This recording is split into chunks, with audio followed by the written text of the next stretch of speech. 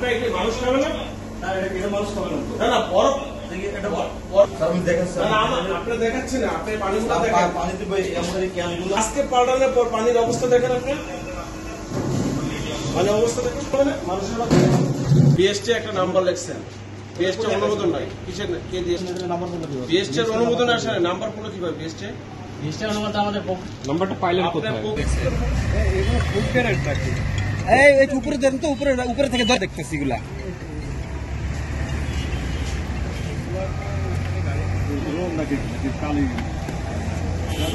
Garments colour টেক্সটাইলে পাই। ভাই ভাই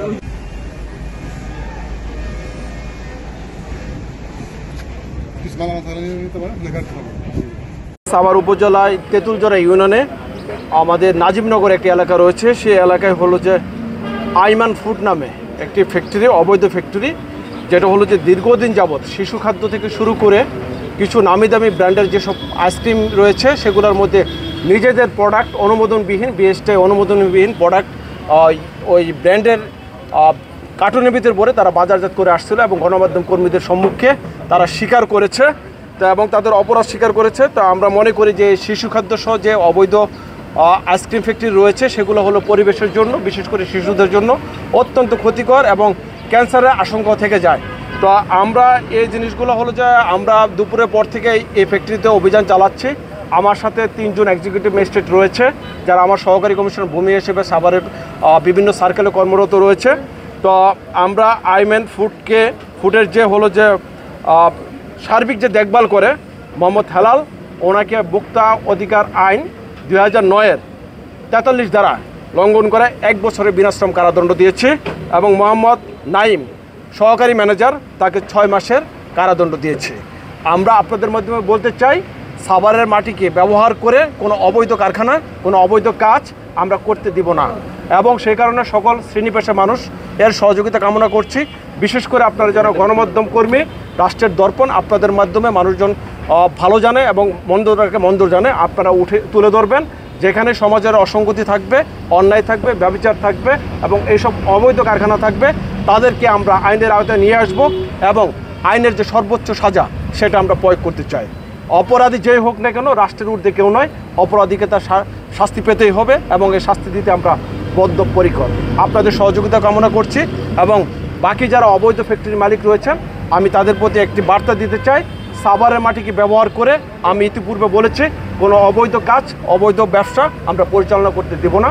বৈধ ব্যবসায়ী যারা রয়েছেন তাদেরকে আমরা উপজেলা প্রশাসনের পক্ষ থেকে সর্বোচ্চ সহযোগিতা করব এবং অপরাধী যেই হোক না কেন, যত বড়ই হোক না কেন, যত শক্তিশালী হোক না কেন, তাদের বিরুদ্ধে আমরা আইনের সর্বোচ্চ শাস্তি প্রয়োগ করব। ধন্যবাদ সকলকে।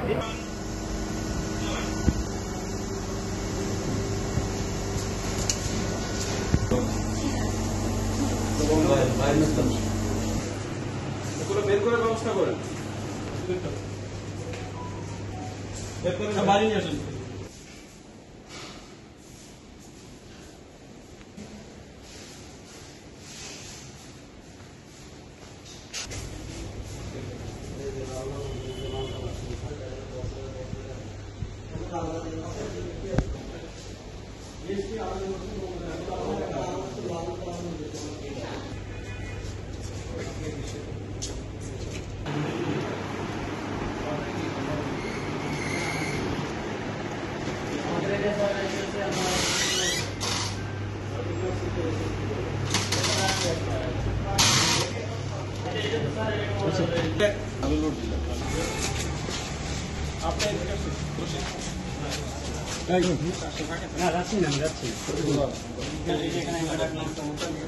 এইখানে একটা